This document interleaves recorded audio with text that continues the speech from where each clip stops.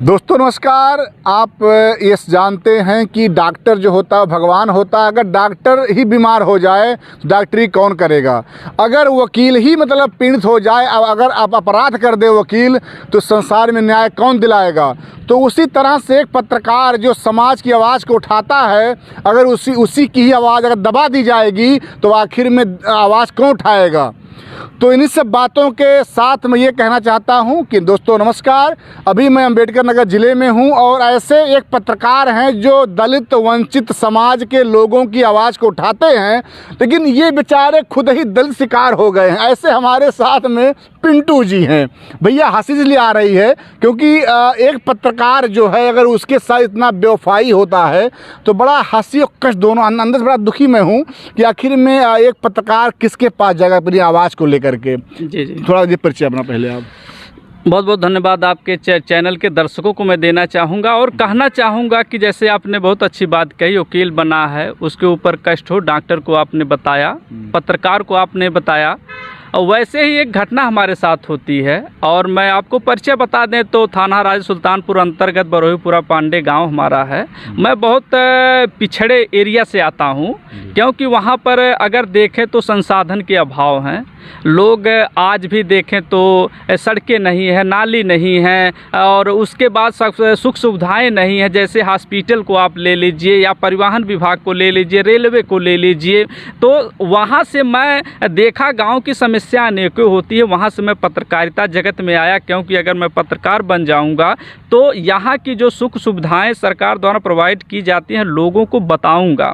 तो इस प्रकार से मैं पत्रकारिता पेशा में आया। तो आज लेकिन ये जो प्रकरण हुआ है सर, मैं अगर देखा जाए ना तो घायल की गति घायल जाने और न जाने कौन, वही एक प्रकरण हुआ। तो मैं देखा लोगों को कि जो सबके दर्द दुख दर्द लोगों के बीच हो रहा है, क्यों ना ऐसा अच्छा काम किया जाए, लोगों को दिखाया जाए।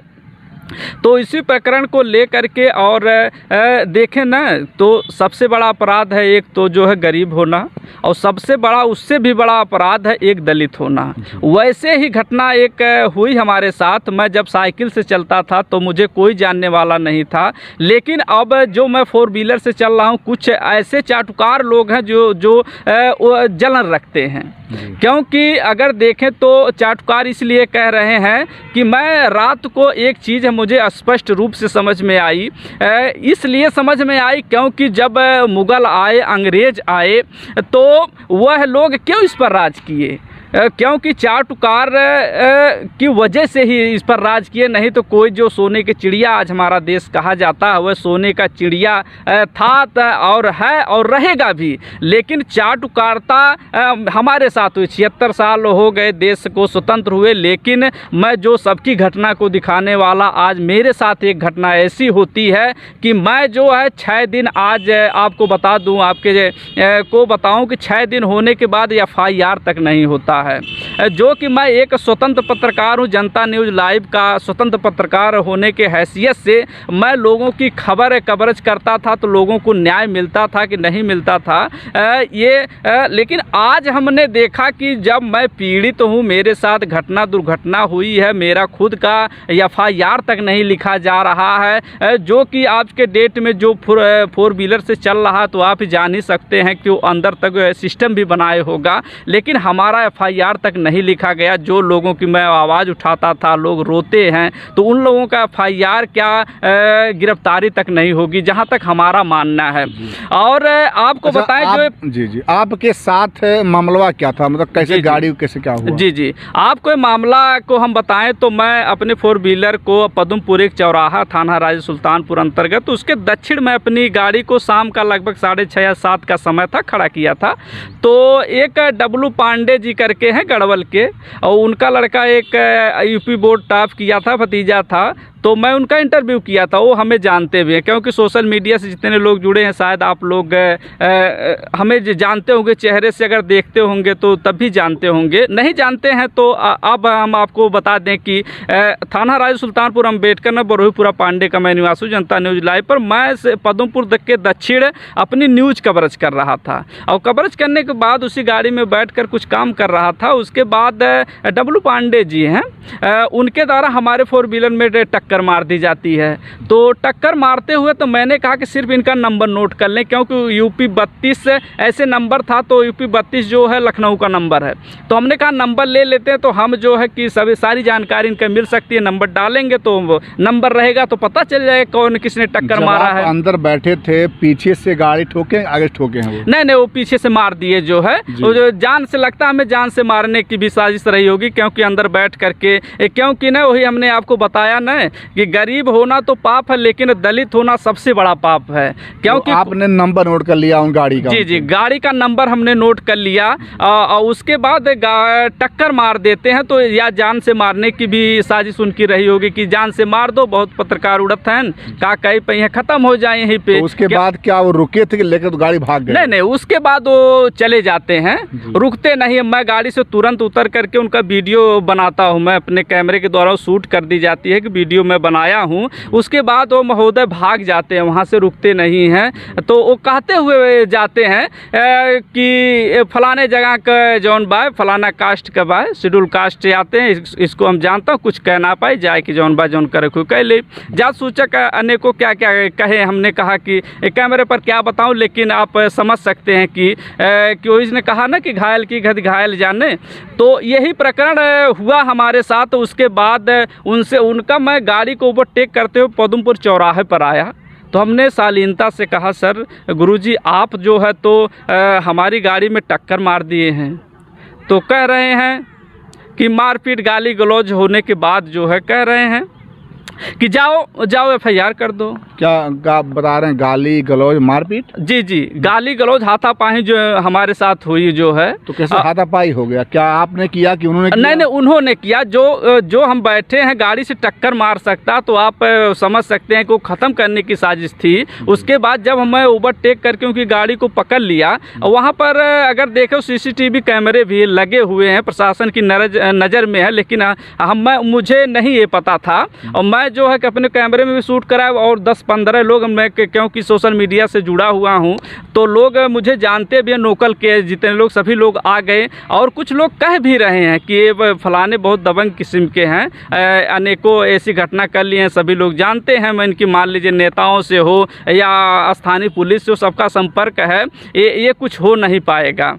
तो उसी को उद्देश्य से गाली गलौज करते हुए उसके बाद जो है कि घर चले जाते हैं। 2-3 मिनट तक बातें हुई, सीसीटीवी कैमरे में भी कैद है। लेकिन एफआईआर का प्रकरण जो है, मैं रात को ही 24/3/2024 का मैं रात को 10 बजे एप्लीकेशन देता हूं, उसकी रिसीविंग भी मेरे साथ है। उसके बाद मैं घर चला जाता हूं। घर जाने के बाद अब थाना अध्यक्ष के द्वारा चक्कर पे चक्कर लगवाया जा रहा। मैं सोशल मीडिया पे मैं अंदर जा रहा हूं तब भी वीडियो शेयर कर रहा हूं, बाहर आ रहे हैं जो भी बातें हो रही हैं वो भी वीडियो शेयर कर रहा हूं, क्योंकि ये लोग हैं, पुलिस को इस पर विश्वास नहीं किया जा सकता। क्योंकि किसी भी धाराओं में आपको इस समय बताएं तो धारा 144 और आचार संहिता, अभी ऐसा ना हो कि डाल दे जेल में उसके बाद। तो यही सारी घटना हुई हमारे साथ। तो मैं बात करके जाता था, सीओ से भी टच में था और एसपी के भी टच में था, सर ऐसी घटना हुई है। लेकिन अंत तो गत्वा कुछ हुआ नहीं हमारे साथ। आज देखिए 6 दिन हो गया, लेकिन आज तक एफआईआर कॉपी तक हमें नहीं मिली। जैसे कि पहले देखा गया था सपा गवर्नमेंट, तमाम गुंडे थे, अपराधी थे, मवाली थे, ये सब ये कहा गया इस गवर्नमेंट में कि सब यूपी से बाहर भाग गए, नेपाल भाग गए हैं जी। क्या आपको लगता है कि इस योगी जी की गवर्नमेंट में भी अभी लोग हैं? ये तो आपने बहुत सही कहा। देखिए, ये जो है कि पूंजीपतियों का देश है, जो जीरो टॉलरेंस से ये पूर्णतः फेल है।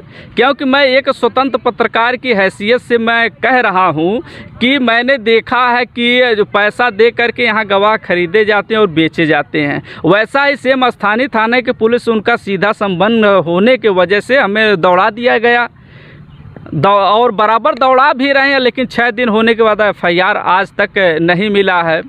और जो आप कह रहे हैं कि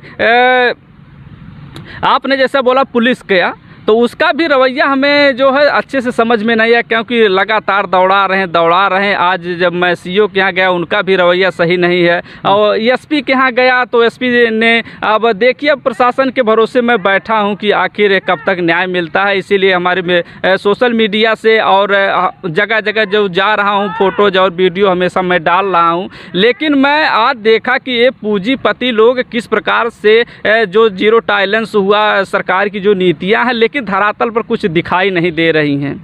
जी जी। क्या आपको लगता है कि जैसे आज जो प्रशासन में बैठे हैं वो भी कभी गरीबी, क्योंकि भारत देश जो है कहीं न कहीं गरीबी में ही यहाँ के बच्चे पलते हैं जी, और उसके बाद पढ़ाई करते आगे बढ़ते हैं, वही अधिकारी बनते हैं। क्या लगता है कि इस अधिकारी बनने के बाद वो भूल जाते हैं अपनी, मतलब वो कंडीशन, जिस कंडीशन पढ़ के आगे बढ़ते हैं वो? देखिए इसके भी पीछे का एक रीज़न है, आपको बता दें।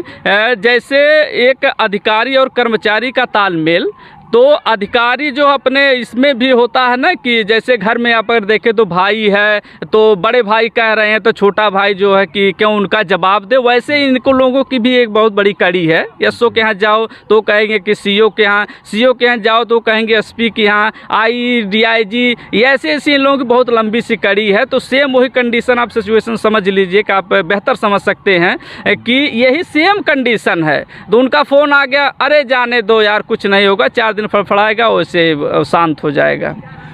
समझिए कि जहाँ तक मेरा अनुभव है, अगर आप मीडिया में हैं तो आप पढ़े लिखे होंगे, आप कहीं न कहीं हर चीज़ जानते हैं, सिस्टम कैसे क्या काम करता है। अगर एक गांव का आदमी जो बेचारा खेती बाड़ी में ही करके और बच्चों को पाल पोस रहा है, वो अगर मान लो कोई समस्या होता होगा तो आखिर वो कैसे मतलब इन समस्याओं को फेस करता होगा? कुछ नहीं, बाद में ये तो है कि 10 दिन दौड़ाओ, उसके बाद सुलह कर लो। मेरे में तो वो यही हुआ, उनसे एक एप्लीकेशन लिखवा दिया गया कि सुलह कर लो, दबाव भी ज़बरदस्ती बना रहे। 50 कॉल से हमारे पास आएंगे, सुलह कर लो। बताइए कौन सा हम लोगों का सरकारी वेतन या सुरक्षा दी जाएगी? अगर घटना दुर्घटना हो जाए इसका जिम्मेदार कौन होगा? ये तो सारी चीज़ें हैं जो कि गरीब आदमी का, तो मैं जानता हूँ जब मैं इतना होने के बाद भी मेरी सुनवाई नहीं हो रही, तो गरीब आदमी तो 4 दिन आएगा, वो अपना रोजी रोटी चलाएगा, अपना परिवार जिलाएगा कि प्रशासन के पीछे भागेगा। समझिए कि जिस तरह से ये पिंटू जी इनका नाम है, इनका जनता न्यूज़ लाइव है। ये एक स्वतंत्र पत्रकार होने के बाद भी अगर इनका ये हालत है, तो हमारे देश के जो बेचारे किसान हैं, जिनके आधार पे हमारा देश आगे बढ़ रहा, उनका आखिर में क्या हाल होगा।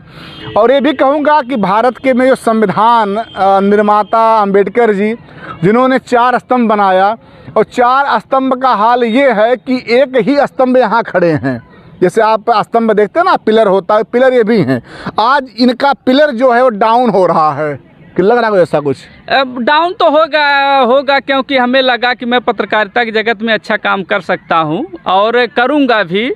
लेकिन कहीं न कहीं लोग कहते हैं ना, बिहार के मनीष कश्यप जो है, तो मैं उनकी स्थिति अच्छे से समझ रहा हूं, क्योंकि मनीष कश्यप वैसे नहीं कोई बना। वो भी जो 18 FIR हुए हैं, शायद उनकी भी शुरुआत ऐसे हुई होगी। मुझे भी धमकियां मिल रही हैं कि FIR करके अंदर कर दूंगा।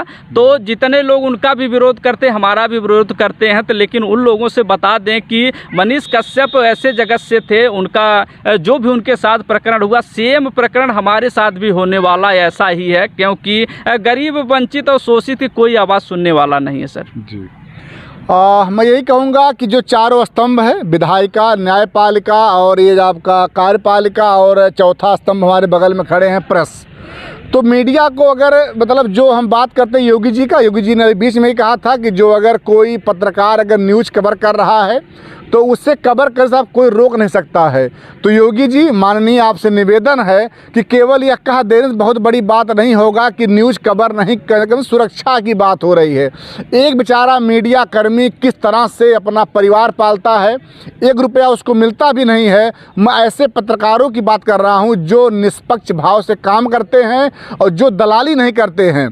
बहुत से ऐसे मीडिया वाले हैं जो दलाली करते हैं, मैं उनकी बात नहीं, लेकिन जो बेचारे अपने परिवार को पालते हैं, ईमानदारी से काम करते हैं और कहीं एक रुपया नहीं लेते हैं, ऐसे पत्रकार की सुरक्षा की अगर दावा कोई अगर नहीं दे पाएगा तो चौथा स्तंभ केवल कहने मात्र ही रह जाएगा। इससे कोई लाभ नहीं होने वाला है। जन समस्याओं को उठाते उठाते पत्रकार अपने परिवार बर्बाद कर दे रहा है। क्या लग रहा है कि अगर मान लो कुछ समस्या अगर आपको हो गया तो परिवार क्या हाल होगा? जैसे देखिए, हम लोग लड़ाई झगड़े में विश्वास नहीं करते हैं। संवैधानिक तरीके से मैं अपनी लड़ाई लड़ूंगा। और आपको बताएं कि अगर आवश्यकता पड़ी तो मैं बागी भी बनने के लिए तैयार हूं, क्योंकि मनीष कश्यप की बातें मैं हमेशा उनको फॉलो करता हूं, देखता हूं कि जो एक गरीब इंसान इतने लेवल पर पहुंच सकता है तो क्यों ना वैसे ही हम लोग भी जो है कि अब देखेंगे पत्रकारिता जगत में अगर कुछ नहीं कर पाए तो पढ़े लिखे लोग हैं तो राजनीति का सहारा हम लोगों को लेना पड़ेगा।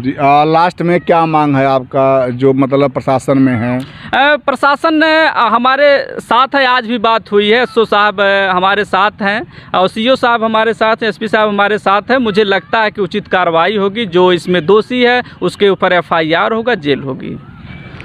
प्लीज़ आप लोग कमेंट कीजिएगा कि आखिर मीडिया अगर अपनी काम नहीं सही से कर पाएगी तो आखिर में कौन करने आएगा? जिस तरह से करप्शन ब्याज तमाम समस्याएं समाज में हैं, अगर बेचारे उठाने का प्रयास करते हैं तो लोग इन्हें ही उठाने का प्रयास करते हैं। प्लीज़ कमेंट करें। जय हिंद, जय भारत।